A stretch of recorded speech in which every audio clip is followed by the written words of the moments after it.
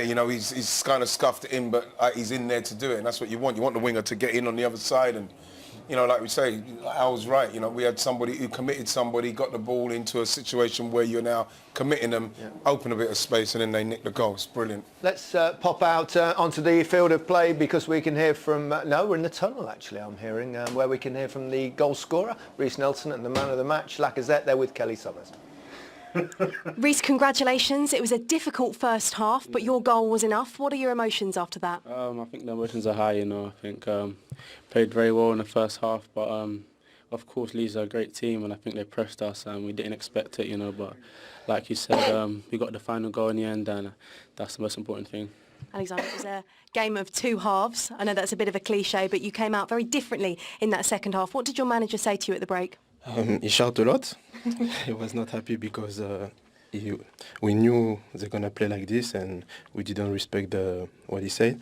But for the second half, it was better, and thank you, Reiss, for the goal. I'll come to you, Reiss, because I think Alex was struggling with his voice a little bit there. What's it been like working under Arteta so far? Because we've heard there Alexander say he shouted a lot at half-time. Yeah, I think that's good. I think as a coach, you always need to have the aggressive side, and obviously the side where he's loving as well, you know. But I think in training, he's always telling us to press with passion and play with a purpose, you know. And I think you saw that at times we played out wide, he played it in the middle, and I think it's all paying off. Back-to-back wins here, and of course 2 clean sheets now as well. Is that a platform for you now to build on? Of course, it gives us confidence to go forward, you know, onto the Palace game. You want to go there, you want to do well, and I think getting 2 wins at Emirates was good, and just want to carry on going forward. Well, congratulations. I'll let you go because I know Alex is struggling with his voice. He is the man of the match. If you could award that, please, Reiss. Well done, bro. You deserve this. Here you go, my boy. Thank you, bro. No, well played. A speech as well. Congratulations, guys. Thank you. Cheers, thank you. It's a bit of cough mixture, isn't he? He's not a man of the match trophy. It was. Why did you explain how Arsenal could be so different from one half to the next? What? I don't know. Like they started very slowly. I think they were. You listen to Reiss Nelson there saying that he was underestimated them and didn't respect them maybe, and I think that Leeds did surprise them, and Leeds kept the ball very well. They closed down very well. Ozil didn't have much touches in the first half. People like Xhaka, they put him under pressure and made mistakes. And then what happened was, in the second half, they just got a bit more braver. They passed the ball into areas where players like Pepe can create something, and that's how the goal came about. OK, we can hear from Mikel Arteta. They gave him a rollicking at half-time. Be interested to see what he has to say to Kelly. Mikel, we've just heard from a couple of your players. They said you shouted a lot at half-time, but what's your emotion now at full-time? Now I'm really pleased, but I think we've seen 2 different teams, one in the first 30 minutes and another one after 30 minutes in the first half.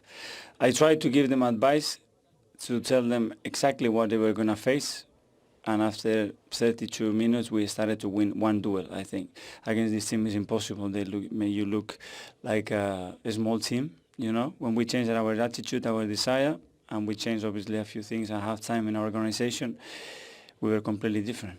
Why do you think that did happen? Why do you think they didn't carry out the game plan that you asked? I think sometimes they have to experience themselves, you know, on the pitch, how tough and how hard it's going to be. And I watched a lot of games of Leeds, and they battered every team every 3 days, and that's the expectation, you know. But it's good for us to learn that at that level, look how you suffer on the pitch, and when you do it together at that intensity, it's completely different. How much have you learnt about your players this week? You obviously had that good win against Manchester United, and now you have got this, a slightly different type of win. Yeah, it's good because I saw them react when they lost against Chelsea, and I saw them react when they won just 1 game, you know, so I have to be on them. Brilliant. Well, Mikel, thank you very much. Thank you. Yeah, pretty honest assessment there from Mikel Arteta, and he's passed his test, that's for sure. Leeds didn't quite pass theirs, but they could have done. It could have been so different. They had so many chances, particularly in the first half, Jermaine. Yeah, absolutely. You know, everything from the first half, they were on the front foot, they were putting pressure on absolutely every player, they were getting bodies forward, they were getting shots off. Second half, they didn't quite seem to be doing the same things as in the first half. I think ran themselves into the ground. Yeah, maybe? it looked like the intensity was at an all-time low. That's the worst I've seen Leeds this season. The second half. You know, it was quite surprising to see that. Yeah, this was everything good about them, other than the finishing, their passing, their movement, their energy, the chances that they created. But we did say that when you have this many chances and you're on top, that much, in any game, you've got to take your chances because you know that the quality that Arsenal have, they're going to come back. And I think Arsenal turned up in that first half and thought, you know what, we don't really have to run around, we don't have to be organised, we don't have to be aggressive as we have. I thought they just turned up when they're expected to win the game and not do all the things that they've been doing in previous matches. They did it in the second half and they got the result. I think the main aim for Leeds is obvious. It's to get into the Premier League. It's been a long time, too long for a club like Leeds United, hasn't it? Absolutely. They've got to maintain it right to the end of the season, which they didn't last season. Yeah, and you know what, I think this may come as a blessing in disguise. You know, there's no more FA Cup games, so you don't need to worry about an extra couple of games in the season. You can focus now on the real aim, which is getting out of the Championship and playing against teams like Arsenal on a weekly basis. Are you encouraged by Arteta and Arsenal? I'm very encouraged by them, especially the way they reacted in the second half, and we saw it. We've seen it in the team now, but like I've got to say, in respect of Leeds, if they can get that goal scorer, they will grace the Premier League. Yeah. And they've got, when you see the travelling fans here, they've got everything for the. It would be a great addition to the Premier League. Arsenal, I mean, they've got a lot of work to do, Arteta, but he's showing good signs. No, we said it at half-time. He changed it around. He got a reaction from his players in the second half. He's had a reaction against Chelsea and against Manchester United. It's looking good for him. Yes, certainly is. Yes. Right, he's got a smile back on his face. Ian, thank you very much, worries, Jermaine. man, Thanks for coming down, Alan, as ever. Well, that's it from us. We saw a Leeds half and then an Arsenal half. Nelson won it. Right, we've got more Leeds representation in Jermaine Beckford. Well, we got a game of Jones yesterday. What are you expecting tonight? A rip-roaring cup tie?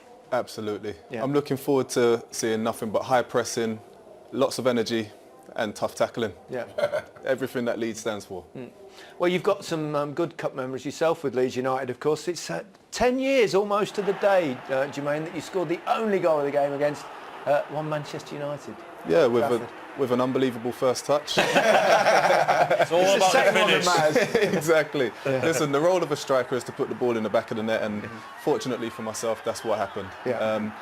But you know, FA Cup is it's ready for somebody to be a hero, and you know, hopefully today we'll see one of those from wearing a white shirt. This current side is showing a lot of promise. Obviously, they were in a similar position last season and kind of faded away at the end, but they're going well in the top of the Championship. Do you know what? And it's testament to Marcelo Bielsa. You know, he's learned a lot of lessons about what you can and can't do with his squad and how much you can push each player to their limits. I think he didn't realise how far he could push them last season. He overdid it a little bit, but I think he's learnt a lot of lessons since then. And you know, this Leeds United team seem like they've matured a lot under him. Yeah, two strong sides have been put out, but as we expected for this one. We'll see the teams running across the bottom of the screen for you. Alan, what are you expecting from this one? Well, after yesterday, I'm expecting another fantastic game. Leeds, very much like what we said about Liverpool yesterday, where their priority had to be the Premier League in terms of their selection. I know Leeds have made a few changes this evening, but very much, as I said, they're top of the Championship. They're 9 points clear of third now. So in terms of their priority, has to be that, because they see themselves as a Premier League football club. That's where they want to be. But you said it in the opener, there's 8,000 of their fans here this evening, so they want a piece of this FA Cup as well. Yeah, don't worry, Ian, you'll hear them. Don't worry about it. He's looking at. There's a buzz about Arsenal suddenly again. Yeah, there is, and Mikel Arteta's brought the buzz. I've got to say, you know, when he's taken over, and you know, in one of the worst runs of Arsenal's history, home and away. And, you know, people say it is, you know, it's a risk, but Arsenal have taken risks. They took a risk. It's a risk, actually. I do recall you saying they should have taken before they got Emery. Thank you for telling people that, Gary, because I believe that he should have been taken then, but I think that he's another couple of seasons more experienced and even in a much better position. Like I say, Bertie Mee, 1971 was a risk. He was a physio. Arsenal took a risk on him. But what was really interesting about him was his press conference and his expectations of the club, the fans, the players, what he wants from them, and the way he got it over to so many people in the club. And then when you look at the 3 games that he's had up to this point, you can see there's definite progress. OK, we'll pause just for a second. not in I mean, he's an around there. extraordinary character, isn't he? Unbelievable. When you hear what he says, and I thought that stuff, all that stuff, what happened with him with the derby was fascinating. When you see how his brain works. But it's like, I've watched Leeds. I've seen Leeds a couple of times. They're a very exciting team, and this is a game that they should be looking forward to because I fancy Leeds to come up this year, and this is a game they should be looking forward to try and make an impression. It's Arsenal versus a pumped-up Leeds United, and kick-off is coming.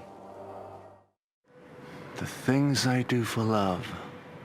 Tonight, thoughts of 72 when Leeds last won this cup, beating Arsenal. Clark 1-0, Billy Bremner lifts it up. Come on, Leeds! This is the BBC. We should redress the balance. Righty? Come on, Arsenal. Is that it? Is that it?